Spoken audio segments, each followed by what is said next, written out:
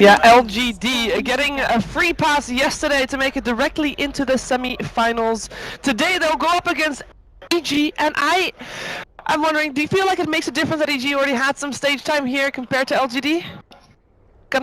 I definitely think it's a good thing for EG. I mean, we looked at some of the teams that won their groups, and they're teams that were forced to play in the qualifiers for Shanghai. So the teams that did the best of this tournament so far, outside of maybe EG, were teams that had played a significant number of games this patch. Teams like Secret, teams like Virtus Pro, that didn't get to play a whole lot of games this patch and have kind of like struggled to find their identity, have not done as well. So I think the fact that EG got to play a best of 3 yesterday, they did well. They have the motivation coming forward. I think that will benefit them a lot. I think the second point to add on to that is EG is not a team who has set drafts or a drafting pattern, so it's not like you can look at EG and see what exactly they're going to pick against you. I think the best of 3 for Alliance doesn't help them going into Liquid, because Liquid can kind of study those games, see what Secret did against them draft-wise, and you know what Alliance is going to pick coming at you. You know you either give them the Lone Druid or the Prophet or the Bat. You know their hero. But with EG, they play anything. There's no real like set heroes or drafts or strategies they're always going to go to. So EG don't give LGD any kind of extra information by playing that best of 3. And talking about that too, about being able to study games. Yesterday we all saw Alliance versus Team Secret, and that was a very, very back and forth matchup, very tense games. And what do you think EG and LGD, the teams that are actually not facing any of those 2 teams, what do you think they take away from that series, if anything? Apart from perhaps not taking wrong Roche fights, which was kind of the theme of that best of 3. Honestly, I think what they take out of that series is confidence, because I think both EG and LGD will be like, we're going to beat both those teams. Okay. So what we got to do is we got to win our semi-final, and then I don't know what they'll feel about Liquid, but I disagree to the extent that they're going to feel confident, because I think right now all they want to focus on is the match at hand. Like, I don't think teams are thinking like, if we win this, we win the tournament. Yeah. Okay. Just from like a pro player mentality, I feel like they don't think that way at all. They're thinking entirely about this match, then they think about the next match. Agreed. Maybe they take something like they see just how strong Lone Druid is, maybe, and maybe we finally see a Sylar Syllabear, but we'll see from there as we get started with the amazing intros to the stadium. Guys, it might not, I mean, it looks cool on stream, don't get me wrong. But if you're actually in an arena and you're sitting right there, It's that visceral, like, chest pumping sound. Yeah, you got goosebumps, you get your heart in your not prone throat. to epileptic fits. Yes. Like, that's... Not prone to migraines, not prone to epilepsy, but... Oh, I love this bit. who actually wins here, Wind Range or Ancient Apparition? You don't really know, right? Because that Drow vs Bristleback thing in the adverts, it's kind of like, surprise, Bristleback seems to win it then.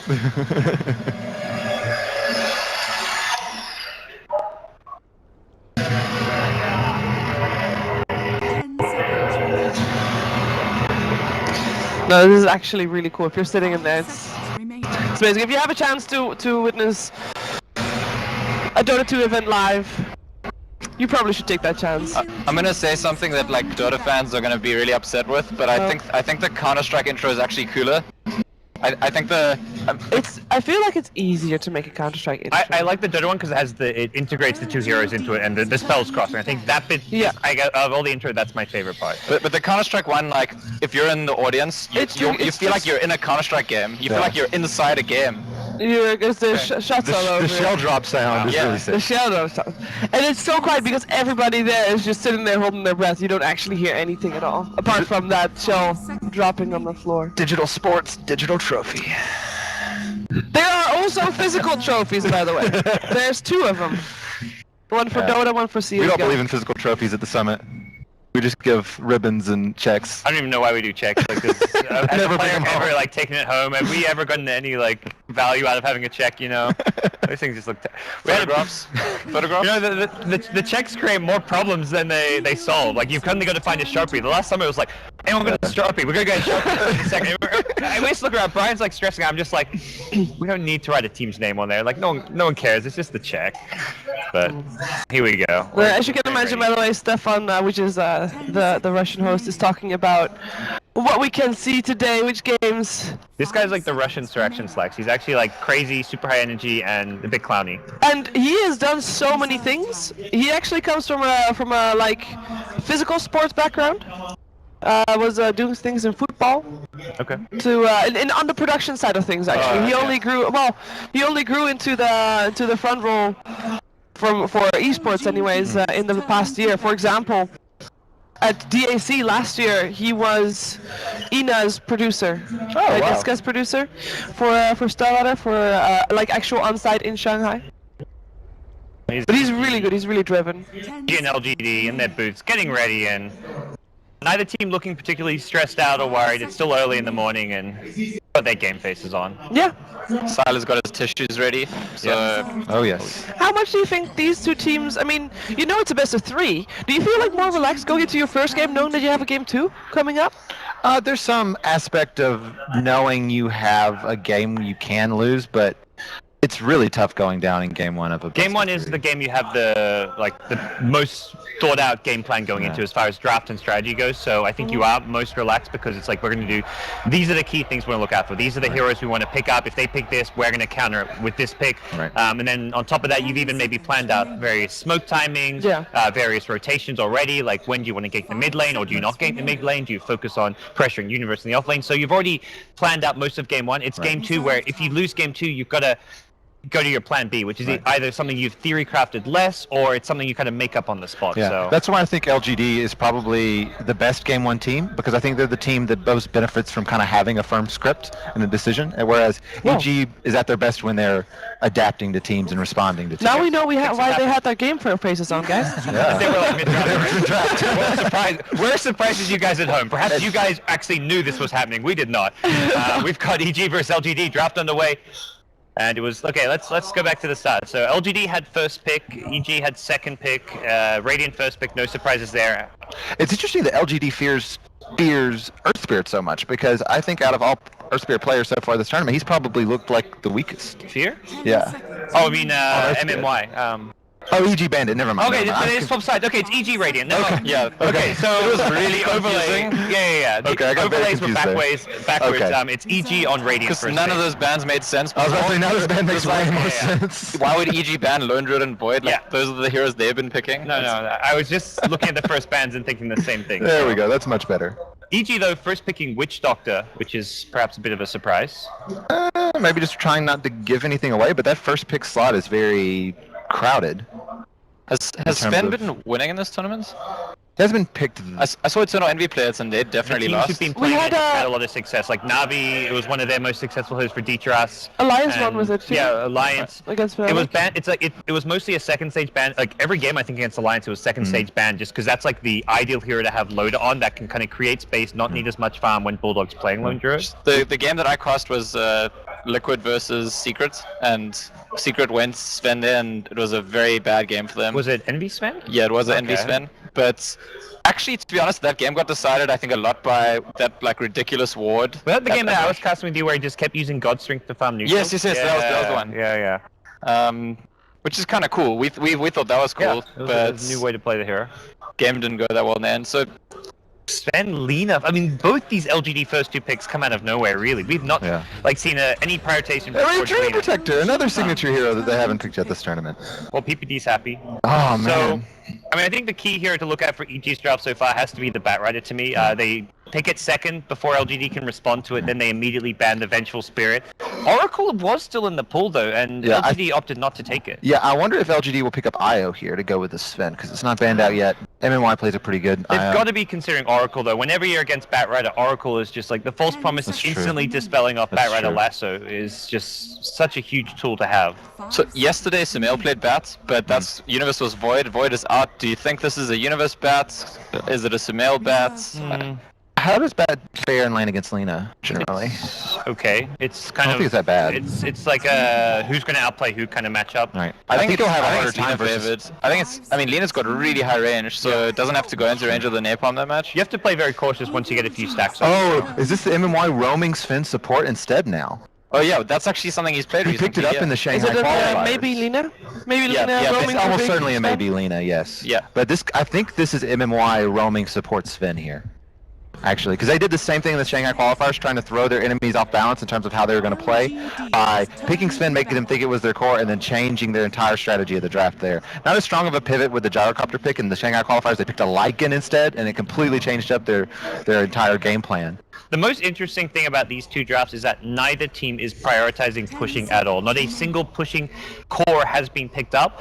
Even in the past where teams have gone for greedier drafts, like you look at what Alliance are doing, they're running these more farm, passive lineups from time to time. They still have like a lone druid, something that can push down towers. They still put Loader on a hero, like a Juggernaut even, that can push towers. We're seeing Gyrocopter, Spectre.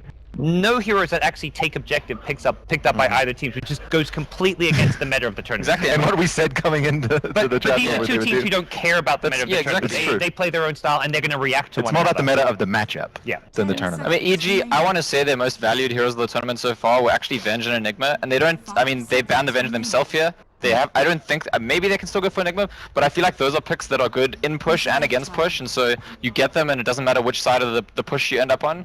But in this draft, it's like, why would those heroes be important? This match is not about pushing. Wow. LGD, last ban, Night Stalker. If this is the MMY roaming Sven, I think this is a rough game for him, because I think if you go something that greedy, your early ganks have to be absolutely on point, unless otherwise you fall off really hard. There is. Never mind. Otherwise you fall off really hard, and Treant Protector, Spectre, Batrider are going to be relatively hard to gank a lineup I mean, like this. it's a support, so you don't mind if he falls off so much. You're just there for the Warcry spam as well as the reliable stun. So Fair enough. Even if you're not successful in finding kills, the support can still theoretically work okay. Right. We'll see if with this last pick if it actually is that. If it wasn't a support Sven, like what are the alternatives? It has to be support Lina, Support and then Lina. Gyro. Are they running some weird dual lanes? Sven We can have offlane, seen like Gyro Universe has earlier played Sven earlier offlane in in the the tournament. past, so there's Right.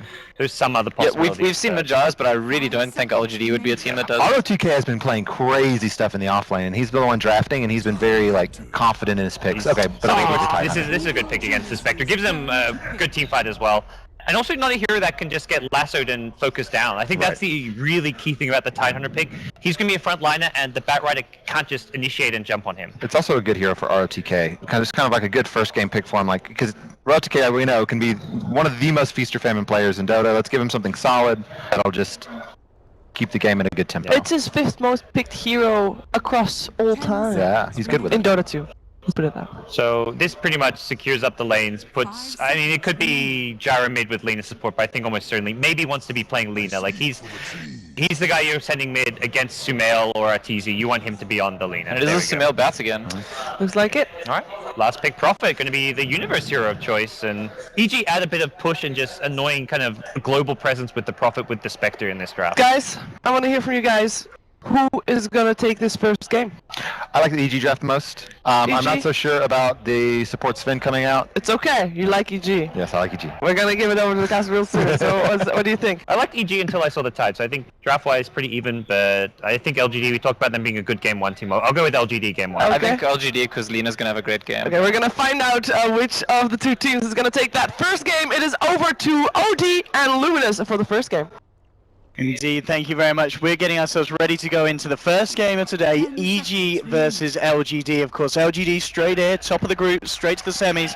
EG yesterday had to go up against Vega, knocked them out 2-0. But Lumi, this is the harder matchup for EG, surely. Well, we'll talk about that later because we have Look at this. amazing. Wow! I love the way they tell you how many people are left in the queue for the toilet here. Beautiful. Time to go, and we're in. EG, LGD. Let's talk about the lineups, Lumi. We've got your Spectre, we've got your Nature's Prophet. The perfect follow-up, surely, for a Blink Lasso catch-out. I absolutely agree. I think the panel is mostly on the side of LGD, but I think EG in the mid game, they could stretch the map out with Nature's Prophet. And when the map's wide open, that's when you love to have the Batrider. That's when you like to have the global presence of the Treant, the Haunt, as well as the Prophet TP. I'm actually siding with EG. Should the lane actually go even, but we'll see. It looks like LGD is threatening to invade the jungle here. Yeah, and they've got some, they really pack a punch at level 1, these guys. Yes. And let's talk about this, the MMY Sven. Sven roaming around support. The panel talked about how it potentially was a little bit too greedy of a pick, but in LGD's eyes, this could work out. I mean, how do you make this work? What do you think we'll expect to see from LGD? I don't think it will work, and I think PPD was really prepared for this roaming MMY. That's why Treant is such a good pick, right? You need to have those first and second gank work.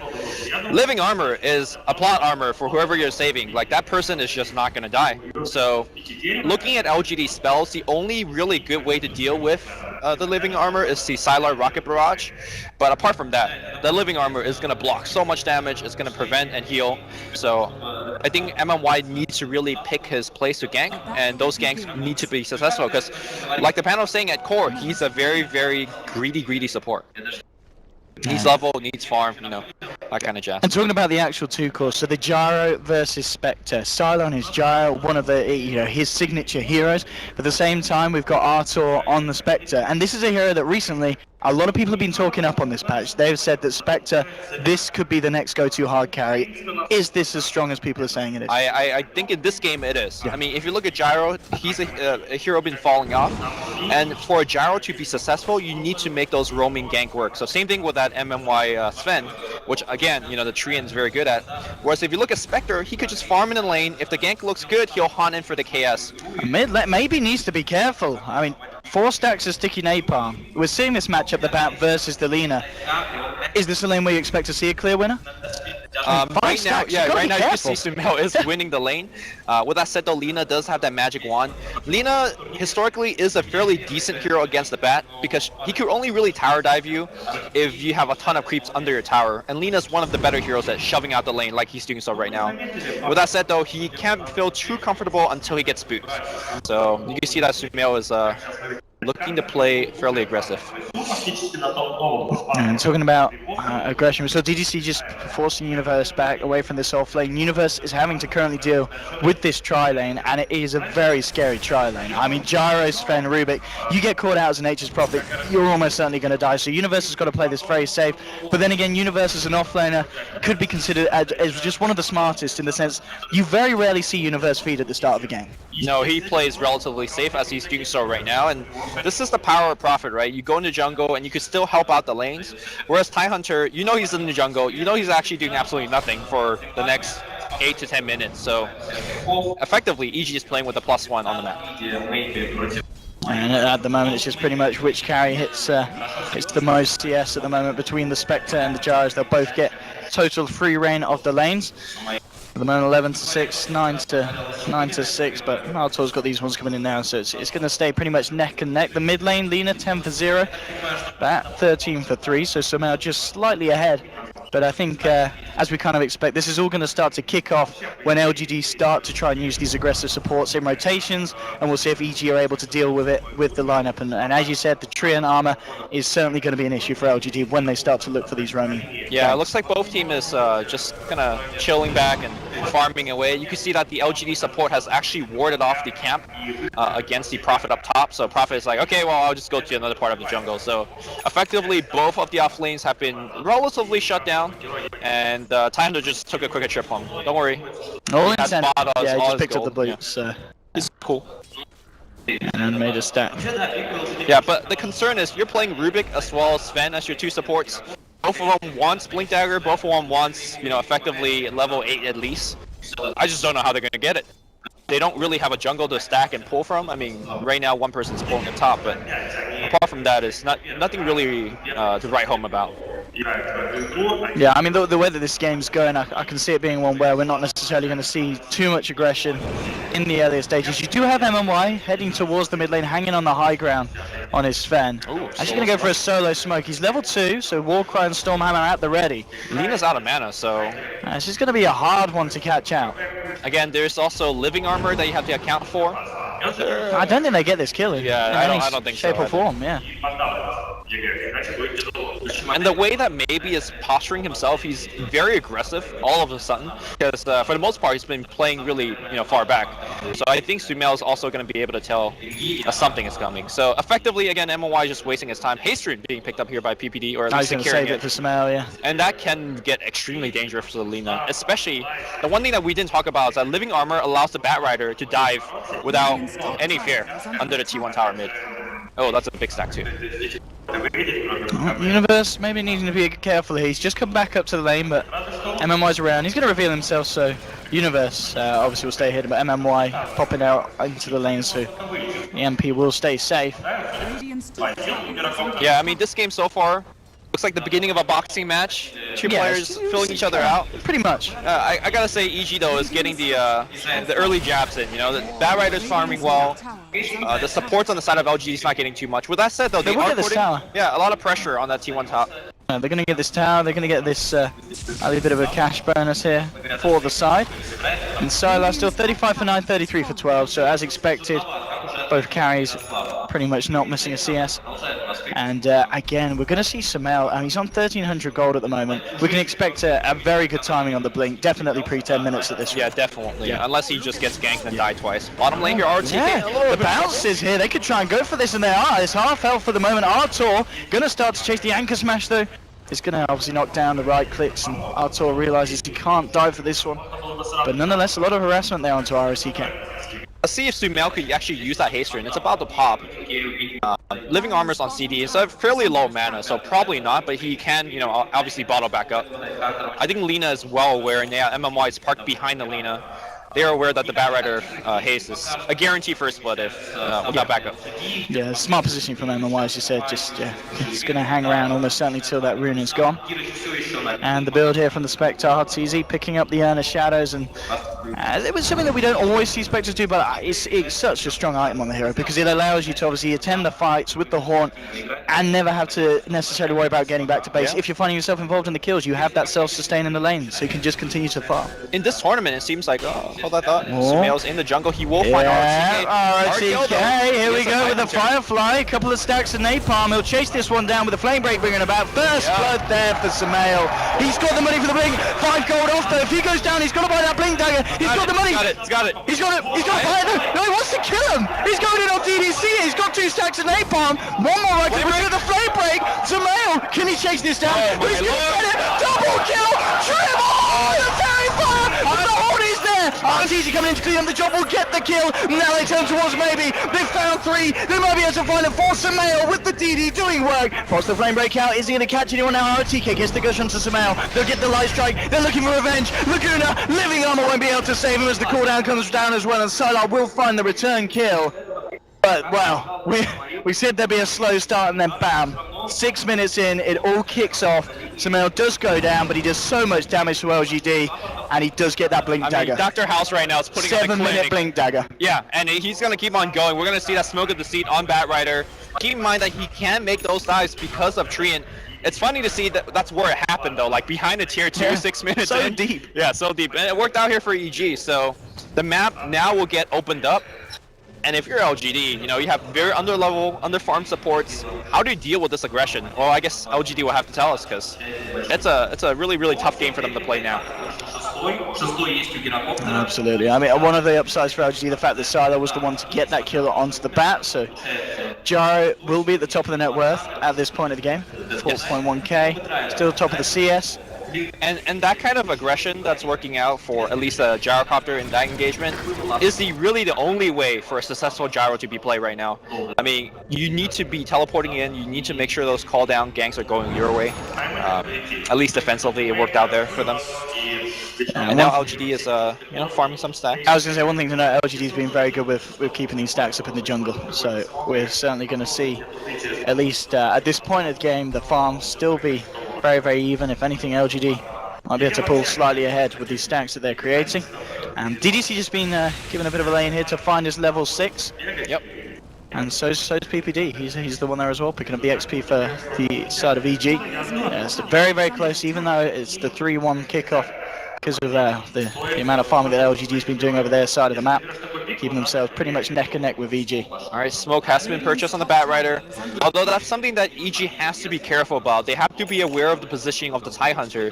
You could have your early blink all you want. If you blink into a Ravage, you're just essentially feeding. So ROTK, his positioning and his awareness of the maps and the ganks that are coming his way has to be, you know, on point. And you can see Arteezy now with the phase boots. He's very much ready to haunt him for a bit of action if it does kick off. And we'll see if it will, because LGD, 3 of them sticking as a group in their own jungle. They know that that Batrider's got the blink. It has been revealed in the mid lane when he was farming, so they'll be very, very careful about being caught out now, and it is going to be hard for EG to find them. We saw them at the start, you know, Sumail actually getting the kills, was lucky with the runes, you know, had the haste in them, followed up by DD. Yeah, LGD right now don't want to show at least Alina until she finishes her Yule Scepter. Then at least she has a way to defend herself against the bat that's jumping in. And suddenly if you look at LG's lineup, they got the Telekinesis lift from Rubik, they got the Tidehunter, you know, counter initiate with the Ravage, and obviously you got the Lina, and to a certain extent you got the Sven as well. So they're fairly well prepared against the Batrider jump in. But that's only if Batrider's coming in with, by himself. If he's coming in with the whole team, then suddenly it's a different story. And it's been like 2 minutes now that DDC's been, what, free farming up top, right? Yeah, he's starting to get a bit of space there on the Rubik, so he can work towards that inevitable Blink Dagger. Smoke up from the side of LGD, making their way down bottom. You've got Fear and Sumail in the neighborhood. MMI moving forward, Fear looking to be in trouble. The Gush slows there, followed up by the Storm Hammer. They get the Light Strike combination, and bam, Fear will be taken down. Smart move there from LGD to find a pick-off in a game where it's already proven to be very hard to find that kind of action so far. 10 minutes in, just 3 for 2. And that might look like, you know, an overcommitment for LGD. You just basically smoke gank a support. Essentially, they were able to get the kill without committing any big spells, and that's huge. You're still very well protected against Batrider. Speaking of the Batrider, just defending the tower a bit. They really want to knock down these T1 towers. So I say both teams are executing the game plans very well, and that Lina Yules is online, so she could also be suddenly a big threat by herself. And obviously from previous games, we know that maybe on his Lina, he can barrel out of control. And so far, he's been involved in both of the kills for the side of LGD. EG needs to be careful. You've got drums now done on Arteezy. This has been the popular build for Spectre, at least in this tournament, both Urn and drums. Normally that's kind of an overkill, but I feel like games have been really decided in the first 15 to 25 minutes, and having your Spectre be able to participate in the fight and just come in and drums your whole team is a pretty big deal in fights. And it's been working out for the Spectre players. And of course we're seeing RTK on his Tidehunter. He's going to be going for the mech first. I mean, it seems like an age since I've seen a Tidehunter rush a Blink Dagger. Is that just a thing of the past now? Is it more important to have the mech on that offlaner? Now hold that thought, because here comes the fight. Oh, you're set up, and Sumail in a lot of trouble. There will be a Haunted, but he gets nuked down there by Lina with the Laguna Blade. There, will throw out the cast. Dagger from Arteezy, EG. They're going to either see if they can get themselves back in. Looks like they're just going to keep themselves out. PPD coming in to scout it out there with the Nature's guys as LGD do split, but again they get themselves another kill. But yeah, so the mech on Tidehunter. Right, so if you looked at how that fight progressed, right, you saw how LGD's heroes just drop, you know, a bit of HP on every one of them, and that's where really the mech helps out. With that said though, I think the Blink Dagger would be really good against the Batrider. You see the Bat blink in against one of your guys, you blink forward and you ravage the Bat +1. And I think ROTK is looking to group up and push with this team. That's a brave man teleporting in. They might fight here. They do have an Overgrowth, and here we go, dropping the death for the Overgrowth to follow up Sylar. Getting pummeled, they'll be caught on the Ravage. Looking to cancel it, but it doesn't quite catch the Witch Doctor. They'll lose the Rubik, and now Arteezy, he's got a double damage. They're chasing down ROTK. They're going to get themselves the second kill. Can they get more? The Sprout from Universe catching out Sylar. The jump forward for Sumail. They've also caught maybe. That's the third one down, and they're going to look to take a fourth, maybe to fall as well. And EG with a perfect collaboration of skill there to catch out LGD. And they look to the greater scale there. They didn't hone their skills all on one hero. They knew that they could get multiple ones, and they did it beautifully. Yeah, unfortunately, the Tidehunter Ravage came a little too late, and it also did not cancel the Death Ward. The Death Ward did so much damage against the Gyrocopter, and previous to that, you were asking about the Meg. Well, boy, they sure wanted a Meg right there. You know, that's going to be put on hold now. Yeah. Losing his life again, the Tide. Knocking back the farm, and that was, yeah, as we saw, a big swing for EG to take at this point. 13 minutes in, that's going to put them comfortably ahead. Yeah, normally against an LGD, you lose that kind of mid-game team fight. You're like, you know what, that's cool. We got the better late-game lineup. We could push late game. But if you, again, something that panel pointed out is neither of these teams are really exceptional at pushing. So all of these mid-game team fights going to have a huge ramification down the line. LGD can't play their standard, hey, let's sit back, defend high ground style. They need to start winning some of these team fights. And that's why I thought the last pick Tidehunter was very smart, but so far it hasn't really been converting. Mid lane. Nice. Gonna snag the dagger.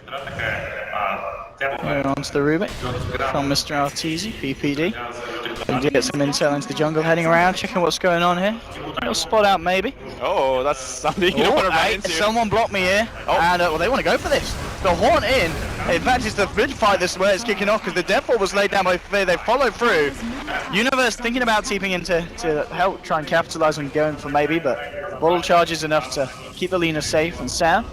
But that Titan to pick off again, slowing down his farm. We'll see maybe get the light trade. They do have the vision here. They drop the sentry and they drop PPD.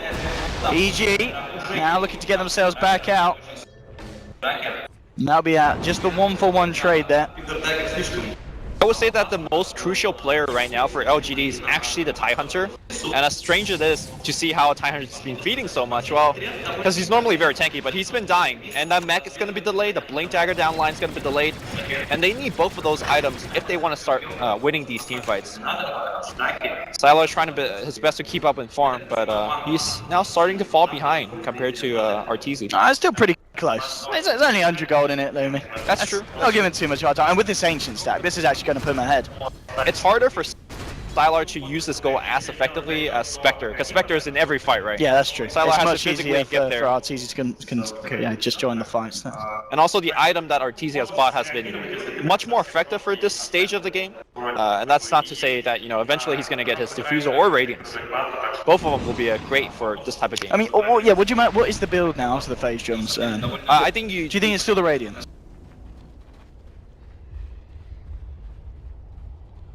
Radiant's middle tower is under attack.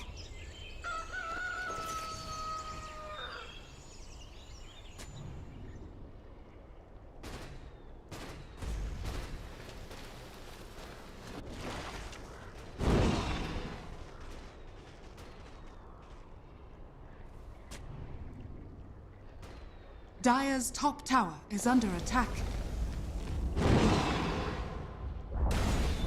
Dire's top LGD, tower has not going to quite clip that Radiant Observer Ward. I wonder if LGD's a little scared for this push, because last time they got burned hard. RTK's got his mech down, Okay. and this is something that we've been talking about each fight, how that could be what turns the tides from the Tide Hunter. Even with that, they're scared, and PPD is so annoying. That little bugger, just in the back line, constantly scouting out your whole team, just in the woods. Sylar is going to head up here. He has got backup, but Arteezy straight out of lane. TP's down to bottom. Realizes with that ward here that LGD making these movements. It has been some really big warding here so far from EG. As they seem to, at the moment at least, be on top of when LG look for a bit of action. And it's so Yasha picked up here first by Arteezy after the phase jumps. Very interesting. So the max movement speed. Yeah, SNY I guess might be the follow-up. Mantisau is very good on the hero as well. PPD is constantly scouting it out. Might be setting up a gank here for his teammates, but it's going to be a somewhat of hard kill. He does know that Sylar has no backup at the moment.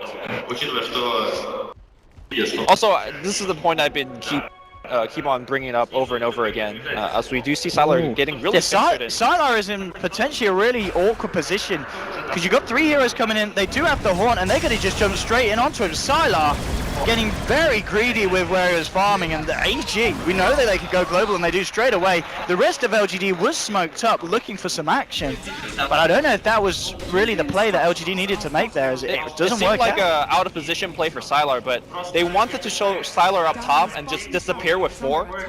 That could look like, debating and then Sylar. EG called their bluff. They were like, right, Sylar's on his own, let's go. They didn't really call the bluff, because the Trian was invis the whole time. They knew no one's behind him, so Trian is making a lot happen, despite really not looking like a lot is happening for him. And now LGD is trying to push the tier 1, and they'll eventually get it, I think, but it's going to take quite a while. In fact, the Trian is holding him up. Trian's behind him, and he does have the overgrowth, but I guess without the Horn, I don't really want to look to fight straight away. Etherlen's now done on Lina. Universe has he's picking up the blink fairly early here on the Nature's Prophet. Yeah, that's great for him. Again, the downside for not pushing that tier 1 mid is Living Armor is going to bring it back up. I feel like slowly this game is really getting more and more out of reach for LGD. Yeah, they've got to look for something big to really swing themselves back into it. The farm is still good for the gyro. We see Sylar, he is at the top of the board, working towards that S and Y. And Mitherland's now on some L as well, so the catch potential from EG very big, especially with PPD, just as we said, from this period positioning on the tree, causing so many issues for LGD and allowing the lineup of EG just to work so well around it. It really does feel like the whole draft really centralizes around that PPD tree and kicking things off. Yeah. I think if LGD downloads this replay after the game and watches it, Yeah. they'll kick themselves, like, in terms of how much the Treen has really done against them. If LGD was winning, they could afford for an early game gem and try to shut him down that way, but obviously they're not winning. They don't really have the luxury of picking up a fairly expensive item like that. Here we go, LGD is looking to push and it's like, hey, this tower used to be at low health. Now it's back to half. Yeah, they should get it with this Force. Force push it down the mid. Living Armor comes out.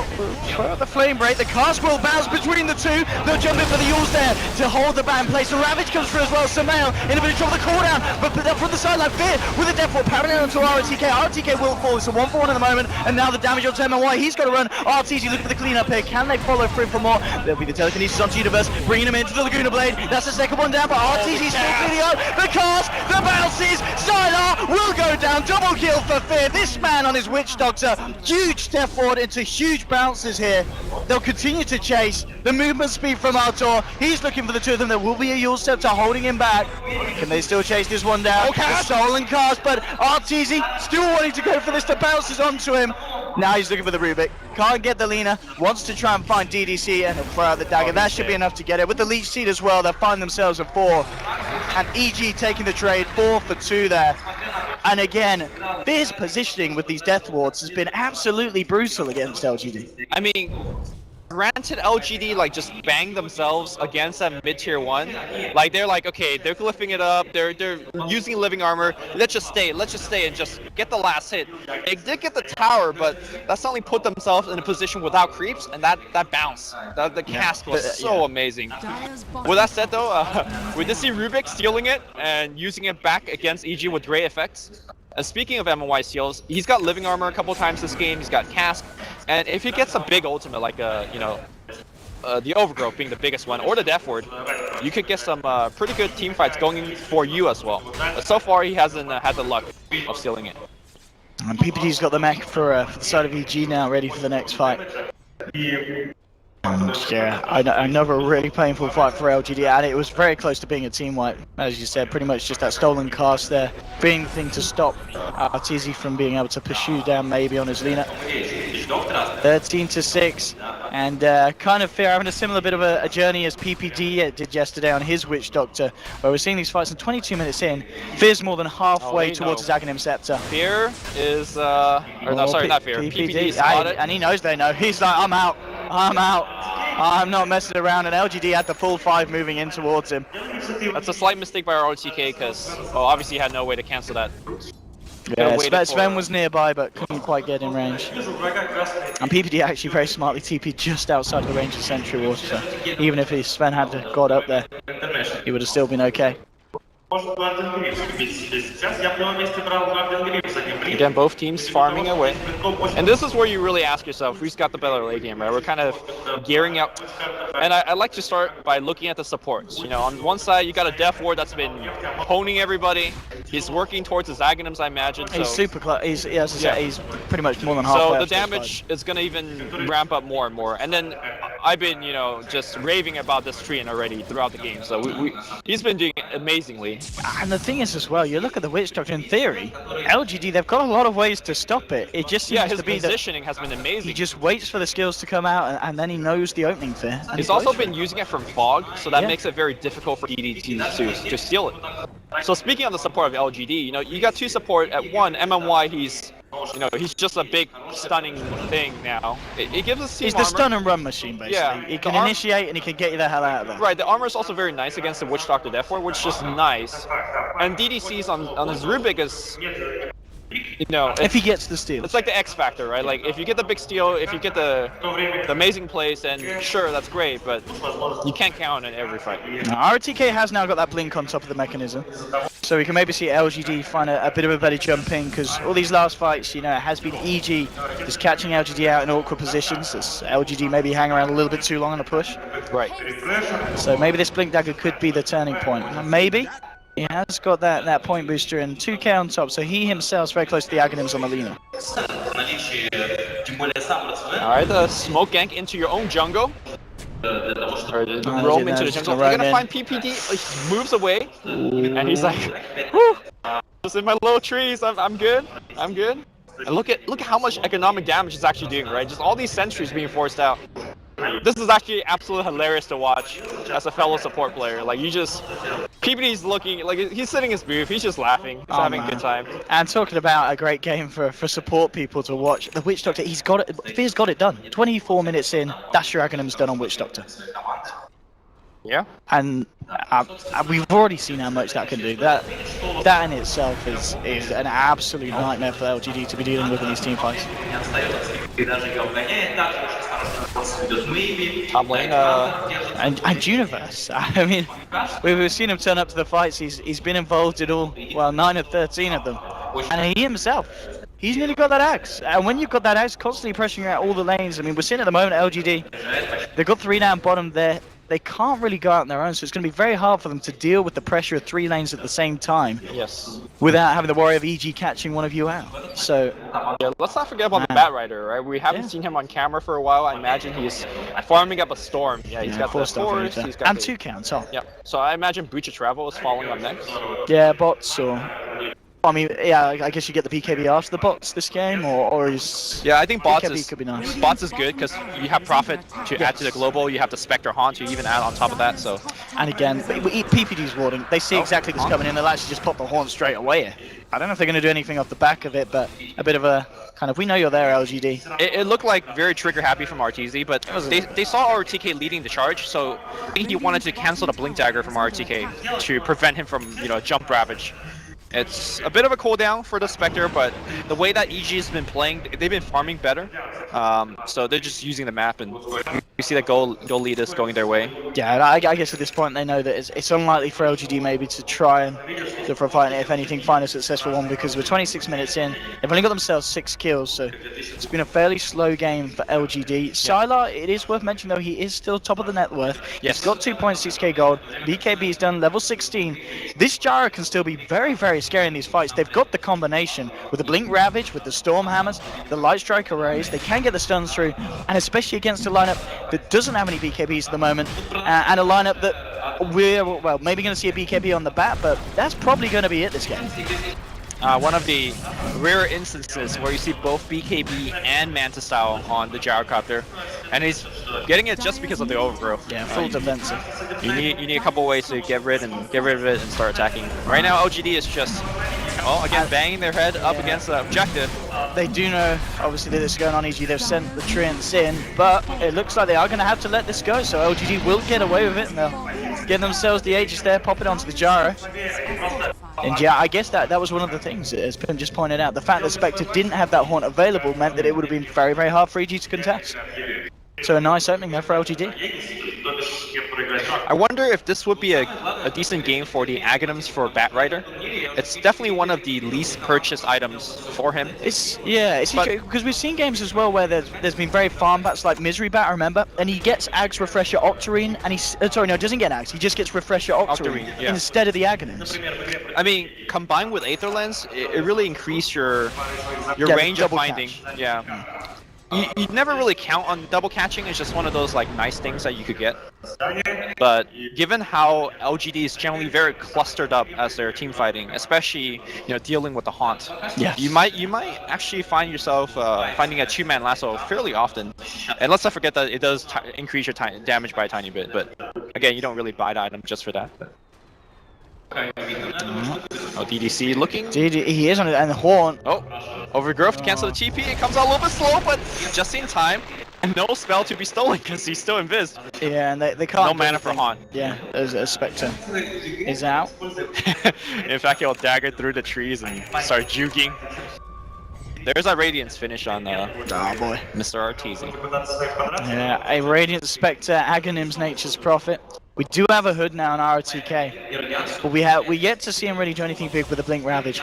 They just haven't found the opportunity to make a jump onto EG. Yep, and this is one of their last few opportunities, as Pimpamago is showing us that Smoke is on cooldown for a long time. This one has to work, or... PPD's just going to dispel it. He's sitting there with the Nature's Guys, and this tree is so annoying for them. They'll jump in onto Artur. They're looking at the soda kill. He has got the horn. Can he get himself out? No, the change doesn't there. The living oh no, he still goes down. They will lose 2 though. Now EG, they're looking for more. They're jumping onto maybe getting himself outside with a wraparound, getting the cooldown onto Universe. We're going to see the rest of them go through. Again, the Sprout from Universe does catch out Sylar. The Bat Rider Lasso to follow up. He'll pop the BKB. Will look for the TP out. He will escape. So a 2-for-1 trade. I think at this point, LGD, a support and an offlaner for RTZ, they'll take that trade. They'll take that trade, and again, we do see Living Armor and of course the Death Ward doing so much. Living Armor allowing the Death Ward to get that 1-2 kill. And I do want to say MMY Sven, you could almost count him to be not really a hero, so it's like, okay, we traded a tie for a Spectre, and you'll take that trade any day. Absolutely, getting RTZ, that is the big kill here for LGD. I'm sorry, I have the utmost respect for MMY, but the position that he's in this game is just not the greatest. And the fact that LGD, they've just been so on top of this stacking game. If there was a reward for getting the stacks done, LGD would win it every time this map. I mean, there's so much efficiency for the guys. Oh, well, there's a TP in from Prophet. He says, right, I'll nick that ancient, I'll take that ancient, I'll take that one. Jungling. Here we go, this is Cliff jungling, this is how it should be done. Yeah, this is how it should be look done. At this man! Hey, easy goal, cheers Sylar. The question is, when will LG actually pick up a gem? Yeah. I'm just... They got dust, they got sentries. Nobody's rich enough to really just like pull one out of their pocket though. That's the problem. Oh, Hawk's coming up. Who are we looking for? Looking for DDC top. Universe coming in as well. They've got the Sprout maybe. It's there though to defend the Rubik, but yeah, these illusions just sitting there. They'll just take the kill. The illusion's too strong with that Radiance burn. And look at how low risk that was, right? You hunt in, you pop a couple of Manta Illusion. Oh. Prophet pops in with the ult. Sylar's a little bit low here, and he's looking to fight. There'll be the Laguna straight up to Universe. Living Armor won't be able to save him. Oh, no, it won't. They will get themselves the kill. RTZ coming in. And oh, the cast, the Death Ward! It's the Aghanim Death Ward ripping through them! That's going to be 2 of them down. They'll lose the edges of Gyrocopter. MMY runs in, gets the Sinnoh to fear. RTK Sylar back up. Maybe they can try and turn this LGD. MMY is getting lead seated up. PPD coming around for the back. RTZ looking to get back in. Samael jumps forward. Lasso onto MMY. Could he get himself anything more here? They're still chasing down the side of LGD. Sylar RTZ. Okay, being forced back to base. Oh, that actually bounced him out here. He'll get himself out of the Sprout. They got Ravage. Yeah, they need to be careful here, EG. They don't want to overstep the mark. LGD ready to fight back, moving in with a force. Ravage, 1, 2, 3. Rocket Barrage onto Samael. He's got the BKB. And again, the cars bouncing between the 2 of them. And EG say, you want to fight? We'll take it. RTZ moving on to Sylar. Sylar's going to fall. RTK as well. He's going to be in trouble. Samael diving deep with the Living Armor, with the BKB, getting the napalms down. The Sprout is there. He burns down the trees, but he burns down the fish as well. 21-8. EG again, forcing all of LGD to the sidelines. Yeah, LGD making a ton of mistakes in these team fights. For example, in that engagement, Tidehunter did not have to re-engage, right? In fact, they were fighting essentially 3 versus 5, especially with the Prophet buyback. So it's surprised to see LGD take these kind of mistakes in late game team fights, because generally that's where they're really, really good at. But right now, LGD with all the momentum, sorry, EG with all the momentum, and they're threatening to start doing some high ground damage. Oh, wow! Oh, look at that! Clipping maybe over into the fight. And goodbye, Lina. Lina now down for 70. He does have buyback available, but this could be the top racks in trouble here for the side of LGD. He'll need a buyback if he wants to. Yeah, and with no gyro for 20 seconds, I don't know if he will. I think they'll just have to admit that this racks is gone and just have to let these ones go. Dire's top I think the mid-Rex is also going. I feel like EG has the momentum. They're going to have the gyro back, and as I said, if they do want to buy back here on the Lina Witch, they might do if they can get initiation, but they don't have that Ravage. Yeah, they don't. And of course, Trian's ultimate is much on lower cooldowns. He's got the Overgrowth, he's got the Greaves as well, keeping everybody relatively high health. RTK just tanking in the front line. And we are approaching the territory where Spectre becomes again, because the Death forward from Fear from the low ground. ROTK pops the mech, but Samael's just moving in. There will be the Laguna to kill down the back, but they've already lost 3 again on LGD. There'll be a buyback from the Lina, but RTZ sending the illusions in, forcing maybe back to base. Again, these trades, EG. And it's GG. Game 1 goes to the Americans, EG. Just what a performance. I mean, there's so many people. I think everyone on the side of EG, we said it yesterday, they've really turned up for this playoffs portion, and it looks like it's no different today. The team as a whole, just individually, and the synergy, it was just almost perfect. Yeah, LGD had a draft where they had to out-execute, outplay EG. With the roaming Sven, the gyrocopter, all his ganks had to work, and Starladder played an amazing game. The Sven, to me, just fell flat. Yeah, it was, I mean, people said that in the draft as well. It was always seemed to be a very greedy risky, choice.